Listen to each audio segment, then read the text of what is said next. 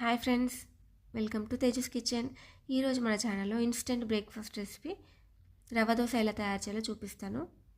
Morning టైంలో చాలా ఈజీగా అయిపోతుంది.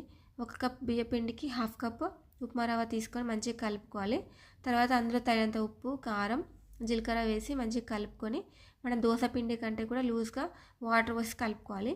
కొంచెం కలుపుకున్న తర్వాత సన్నగా కట్ చేసిన కొత్తిమీర, కరివేపాకు, ఆనియన్స్ వేసి మంచిగా కలుపుకోవాలి. మనం చూసుకోవాలి థిక్నెస్ అనేది. కొంచెం థిక్గా ఉంటే ఇంకా కొన్ని వాటర్ యాడ్ చేసి దోశ పిండి కంటే పలుచగా కలుపుకొని ఒక 10 నిమిషాలు పక్కన పెట్టుకోవాలి. చాలా ఈజీగా, చాలా సింపుల్గా ఉంటుంది రెసిపీ. టేస్ట్ కూడా చాలా చాలా బాగుంటుంది. ఇలా ఒకసారి మంచిగా కలుపుకొని దోశ పెనం పైన వేసుకోవాలి. దోశ పెనం అనేది చాలా వేడిగా ఉండాలి. ఇట్లా మంచిగా వేసుకున్న తర్వాత ఆయిల్ వేసి మంచిగా చుట్టూ కాల్చుకోవాలి. షేప్ అనేది అంత పర్ఫెక్ట్గా ఎగ్జాక్ట్గా ఏం రాదు. సో ఇలా మంచిగా కాల్చుకున్న తర్వాత తింటే చాలా